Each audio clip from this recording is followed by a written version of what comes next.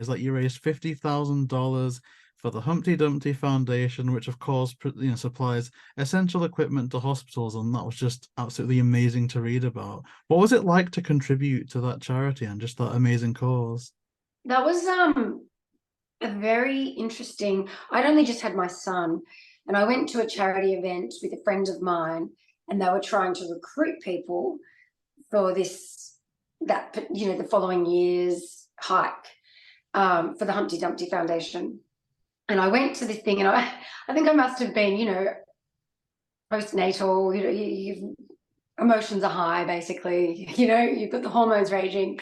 And I remember going, and they did this presentation, and I was just so moved by it. I'm crying, and I was like, and my girlfriend just looked at me and she goes, "I think we should sign up." And I was like, "Okay, all right, let's do it." And so I signed up and together. And, I just remember having to train for this hike, and I had this baby under 1 year old, and I'd have to get the hiking pack on, and he'd be in my backpack, and we'd go for these huge long walks just to try and prepare ourselves. And yeah, and then that was one part of the journey, was actually the physical preparation. But then the other component was every single person had to raise $50,000 to go on this hike.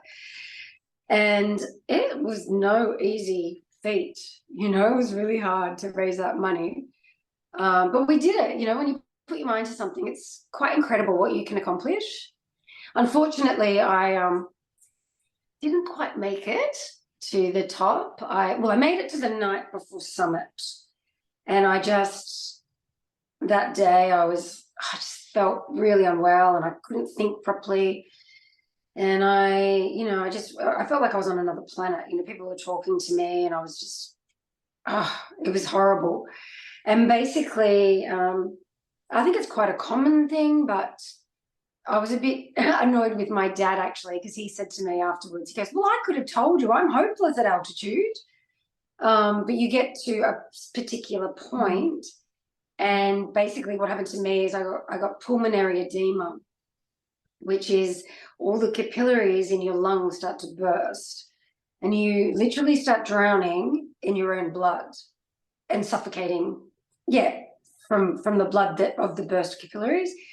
And also there's a lot of inflammation, and even my head, I just felt like I had edema everywhere, which is, the swelling. It kind of felt like my brain was swollen as well.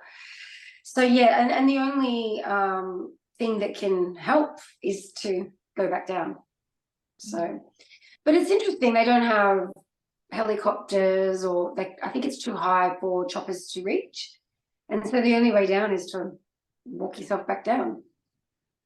Oh, wow. That sounds really, really harrowing, but it's incredible that you went on that journey to climb Kilimanjaro, especially for such a good cause. And then that illness that you encountered, which that alone, overcoming that must have been a real feat in terms of strength and endurance, and it sounded physically draining.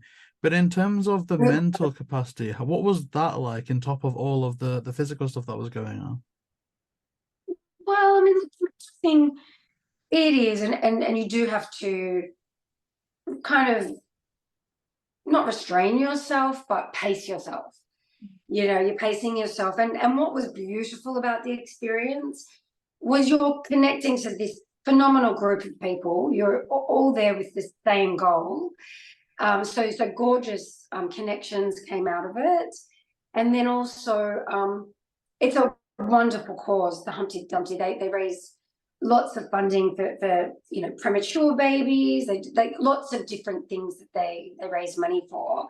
But this particular one was to raise money for cerebral palsy. It was children that can't use their motor skills very well, and they were raising money for this new technology. So rather than them having to have, say, 40 operations to get their function to be functioning at a better capability, they only needed to require maybe 1 or 2 operations. So the overall outcome to these children and their families was huge, having this new technology for their gait. So it's the way they walk and everything.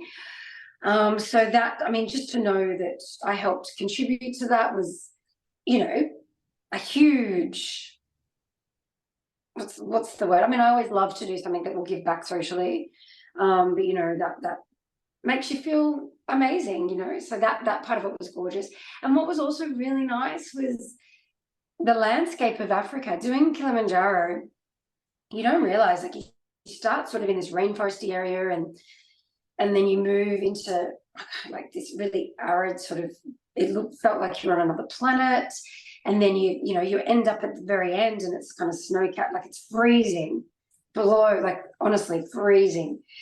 So, you know, the whole experience, I recommend anyone wanting to do it. At one point, I feel like I might go back to it again and try it again, because just because you had altitude sickness on one occasion, a lot of people have gone back and been successful the next time round. So it might have just been on that day at that time, you know. So although with my dad saying that he's not good at altitude, I'm like, oh, maybe not. Maybe it's a family thing. But one day, I might go back to it.